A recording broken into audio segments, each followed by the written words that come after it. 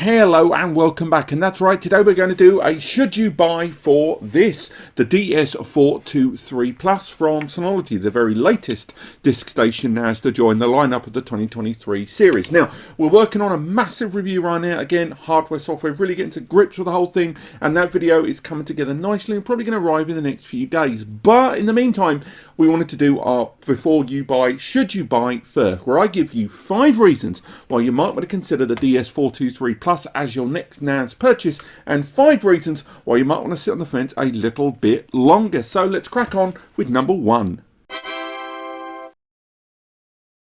Now, I'll be straight with you, this one caught me off guard really early doors, which is quite rare when it comes to Synology, he said arrogantly, but this thing supports M2 NVMe storage pools. Now, a lot of you might be thinking, if you're relatively new to the Synology game, well, so what? Several of them do these days. Indeed, don't a lot of NASs support M2 NVMe storage pools? And that's right, Synology have started embracing this, not only with the existing 23 Plus series we've seen recently, but also we've seen with the DSM 7.2 beta rolling out certain older generation devices like the 1522 Plus, the 1621 Plus, the 1621 XS. All of those systems started arriving with the DSM 7.2 beta support of M2 NVMe storage pools. That is when the SSDs that are installed in the base of this system on those 2 bays there can not only be utilised for caching but can also be used for storage pools, which is great because they're really fast, right? Well, one of the reasons I was caught off guard by that is because this device is a PCIe Gen 2 system. The CPU inside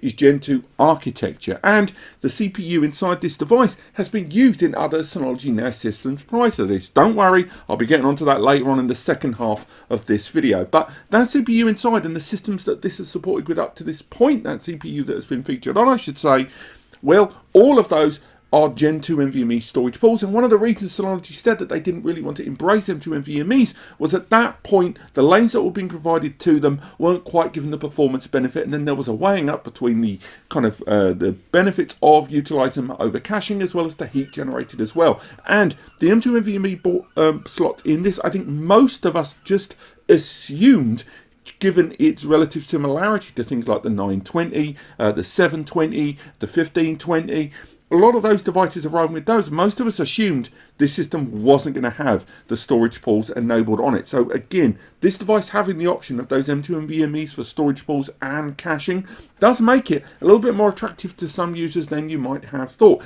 And although it doesn't have the external network bandwidth in order to take advantage of that, something I'll talk about later on as well, it's worth highlighting that if you're going to have low file size but high frequency and high volume databases, you're going to see the benefits. If you're going to run virtual machines and containers from this, you're going to see the benefits. And if you're going to install certain applications on faster storage pools, you're going to see the benefits. You can't currently boot DSM from it, but you can install applications directly onto that faster storage pool, not just the slower archival hard drive base. It's a nice, neat little option, and I'm quite surprised to see it on this system.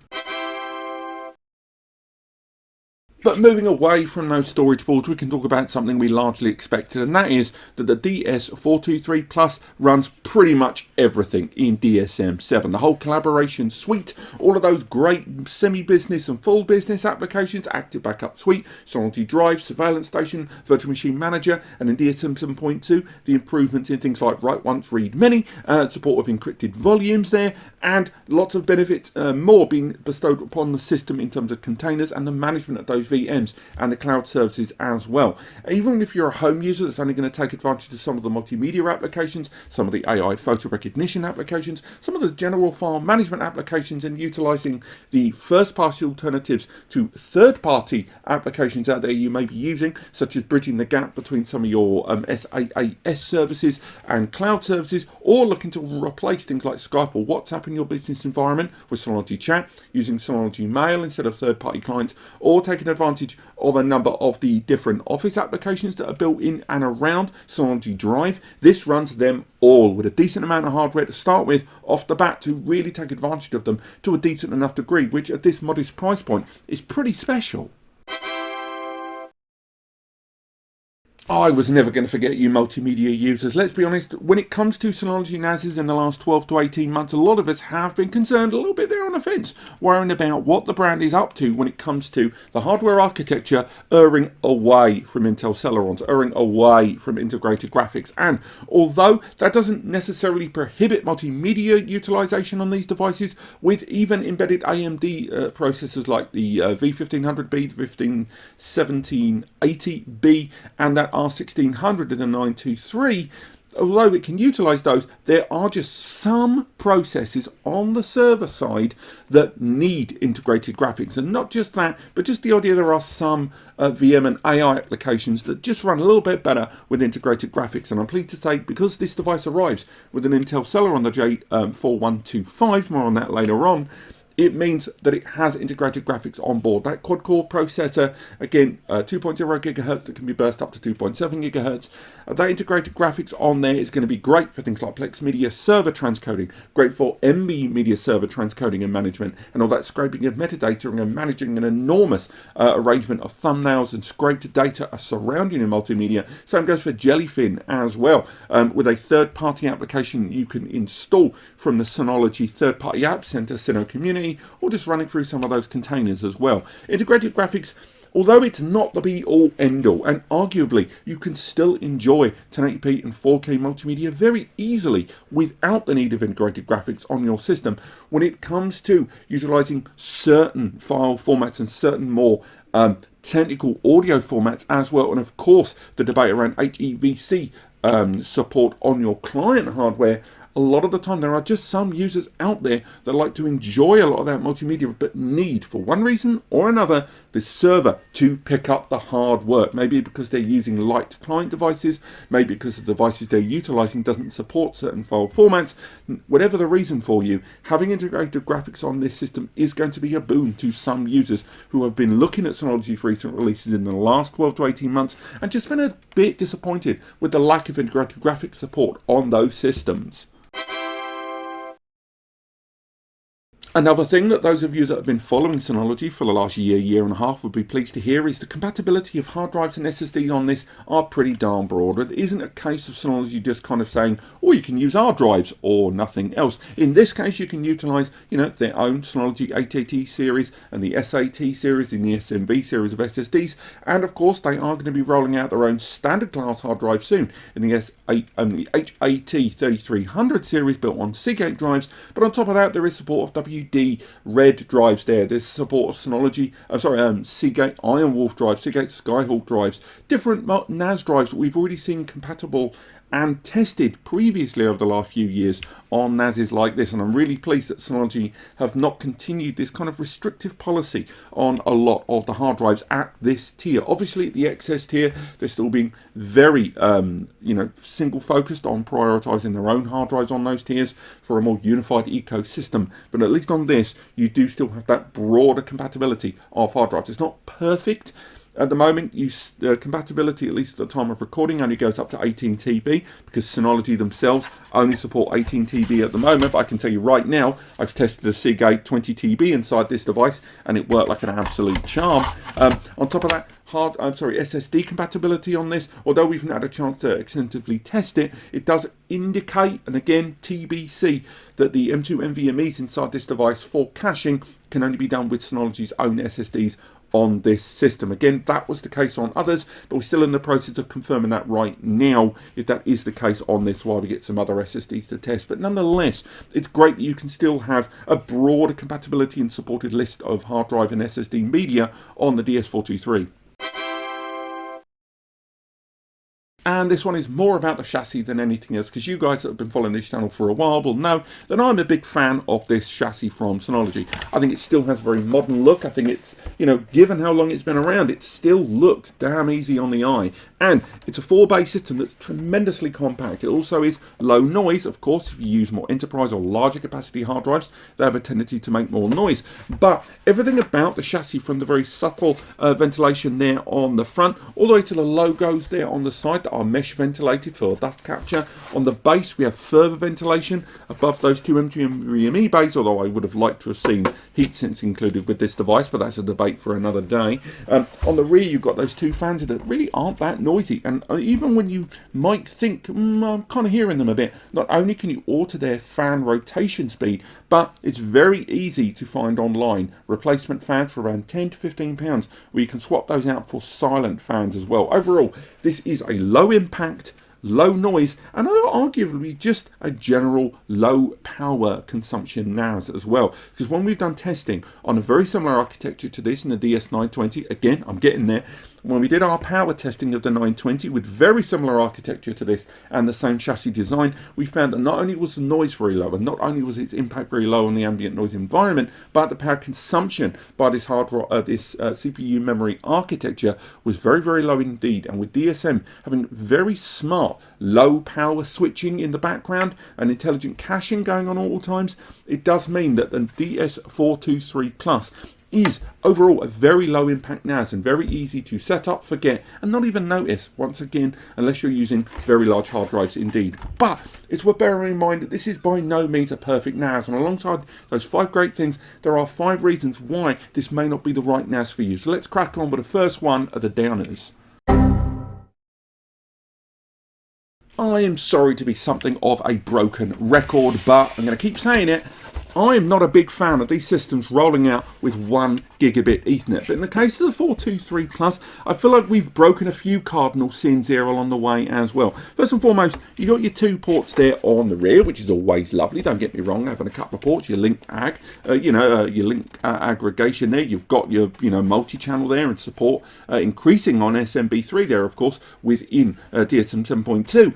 But unlike the likes of the DS923 Plus, this can't even be upgraded beyond that point. You can't add 10 GBE. You can't go ahead and get that little 10G adapter that Synology released for some of their systems, pop it in, and boom, 10 GBE. Now, there are reasons why you can't use that. This is a Gen 3 card. This is a Gen 2 system. So you would need, a greater capacity or at least speed and lanes to be given to that. But still, nonetheless, the fact that this is throttled in a way to 1 GBE on the rear with not only no means to upgrade to 10 GBE, but no support of things like Wi-Fi 6 and Wi-Fi 6E USB adapters, no support of USB to 2.5 gigabit Ethernet adapters. And when you've got those M2 NVMe bays in there running as a storage pool, that's a real kick in the canagers, man. And I'm not a big fan of Synology kind of limiting that and kind of not upgraded to 2.5 GBE. For those of you that watched a video about a week ago that we did with Storage Review, we were interviewing Brian Beeler over there at Storage Review over a whole bunch of subjects. One of the things we touched on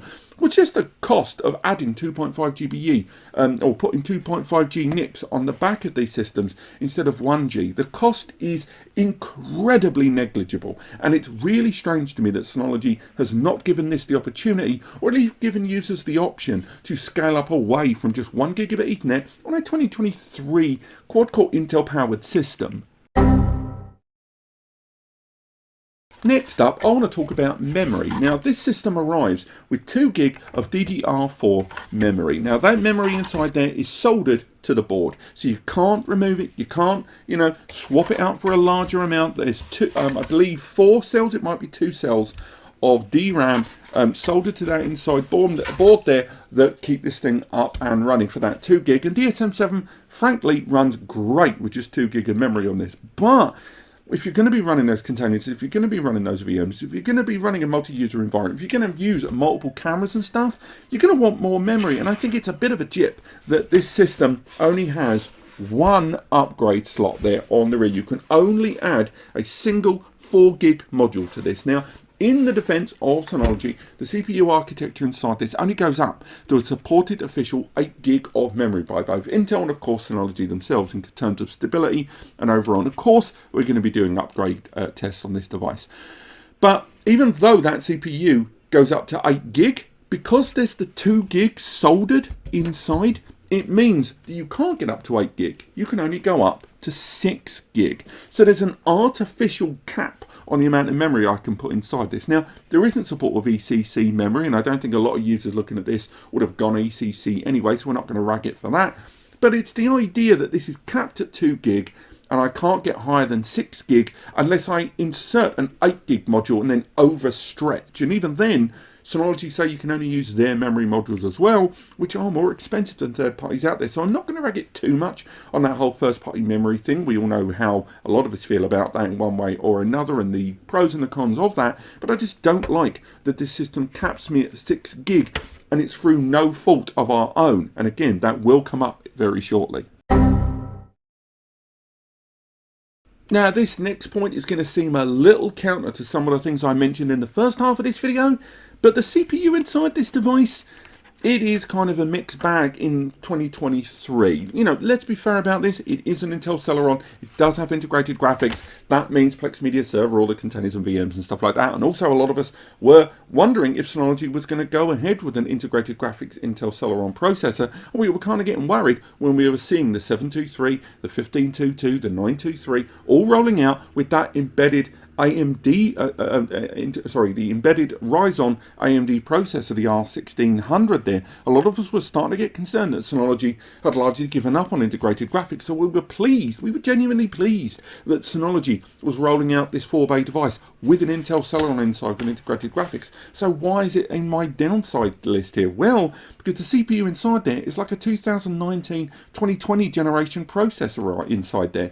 In the time since Intel rolled out that Intel Celeron there, the J4125, there has been at least 2 refreshes there along the way. The N5105 and the J6415. Now, technically, one of those wasn't a refresh, kind of splintering off. And indeed, the N5105 actually broke into 3 separate processors. The N5095 and the N5095i. There was lots of splinters caused there by just general development innovation.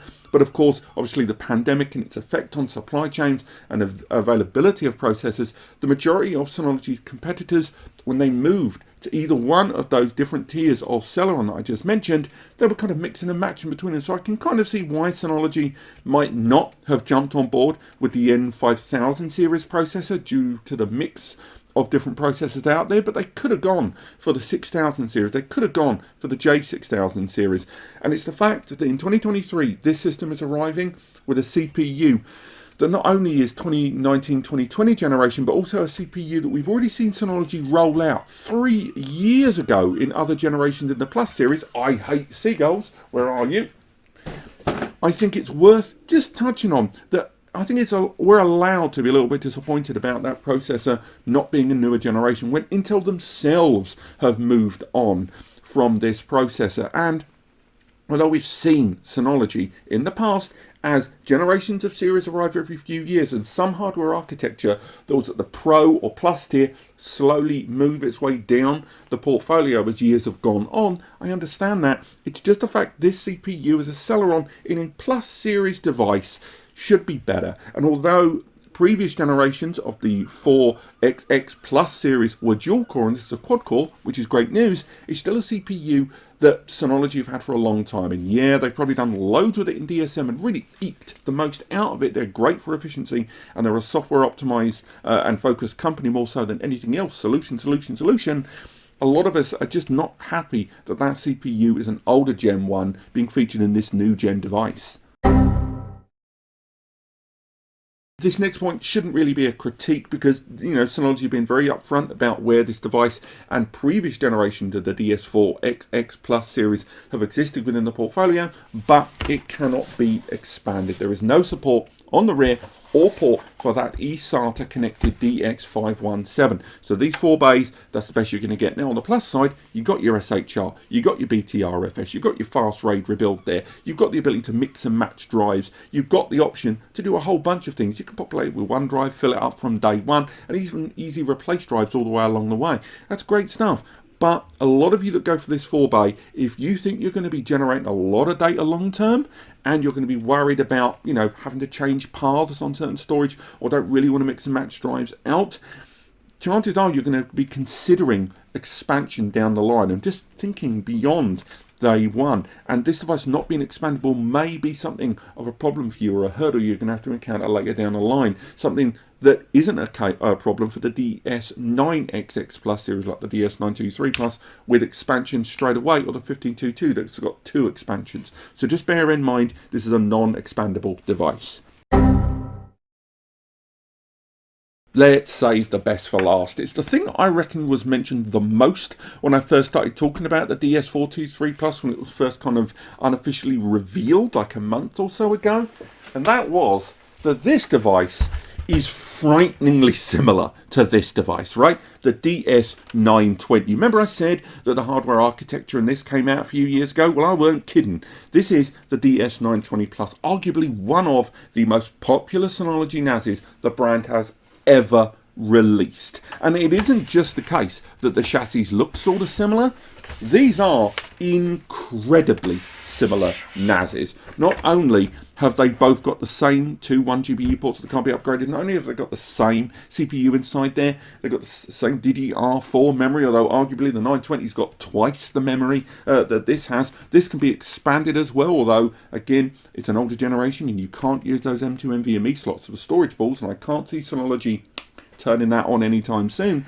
Arguably, I think the big critique is that the DS420 just seems like a 920 with its wings clipped. It's got 2 gig less memory, and it's got the same CPU. It can't be expanded. It's got the same 4 gig memory upgrade, but this means this can be capped to 8 and this can be capped to 6. And a lot of users out there are just kind of, well, I would rather go for the 920, but of course you can't really buy the 920 anymore. It's end of life. It's sold through most of its run, and towards the last couple of years we've seen some fantastic offers, and I'm sure there are a lot of people watching this video that actually jumped and went for the DS920 in one of its Black Friday, Cyber Monday, Christmas, Prime Day, whatever deals, and going, oh my god, I made the right choice. I'm sure there are those of you watching this thinking exactly that, and if that is you, put the timestamp and your name in the comments. But I just think these two are too damn similar. And the 423 is a good NAS. It is a good NAS, and with DSM it's going to run everything beautifully well. But I think, given it's reusing the CPU that's in that device, and it's incredibly similar, and that is an old gen Intel at that point, this should cost, I would say, good 10-15% less, and I'm sure it's going to be on sale in the future, and it'll be doing a great job. And for those of you that looked at the DS923 and you thought, well, I wanted integrated graphics because I needed some of that encode decode, I needed for my VMs to have a bit more oomph behind them, this is going to serve as a reasonable choice. But I just think, given the price between not only the 423 and the 923 only being somewhere around the 100 to 120 nicker mark, and this device here, just a few months ago was changing hands online for cheaper than this, and obviously that is a question of supply chain and it being in the market very long. I just think it's, for some of us that follow NAS quite a lot, it's going to be a little difficult to stomach this hardware at its initial price tag. Down the line, when pricing gets a bit more fluid and the rest of Synology's embedded systems roll out, I think it will be a little bit more palatable. But right now, this is just too darn similar to the DS920, and I think it would be remiss for us to not at least acknowledge that the hardware architecture on this seems to be somewhat reused from that of the DS920. Again, it's a different series. Handing the hardware down the line, we get it, but still nonetheless, I think some of us are allowed to be a bit miffed at that. But this has been the Before You Buy on the DS423 Plus. Hope you enjoyed this. Let me know if you did. The full massive review will be coming soon. We've filmed most of it. I've just got to edit it down. I just wanted to get this out today. Hope you enjoy. Let me know if there's any questions you've got about the device, stuff you want to see, NASs you want to compare against, and ultimately, what are your thoughts on the DS423? As long as it runs DSM, a lot of us are going to be like, you know what? Tick, I'm going for it. But it's just some of those hardware choices are going to rub some people up the wrong way. Thank you so much for watching. If you have enjoyed this, visit the link in the description where there's the full written review, hopefully live, roughly the same time as this. We're voice typing it as we speak. On top of that, if you need assistance or help with your own setup or your own choice of NAS, then please use the free advice section, link below, over to NAS Compares and the free community forum, Ask NAS Compares. And finally, if this video has helped you, and if you were planning to buy whatever NAS you were going to go for anyway, from Amazon anyway, please, please, please use the links in the description. Using those links will cost you nothing extra, and it will take you to Amazon anyway. And then anything, and I mean anything you buy, results in a kickback coming to here at NAS Compares, where it is just me and Eddie. It's just us, and it allows us to keep doing what we do. It's an easy way for you to fund content without it actually costing you money directly. So if you're going to go to Amazon and you enjoyed this video and found it helpful anyway, please use it. But other than that, have yourselves a great week.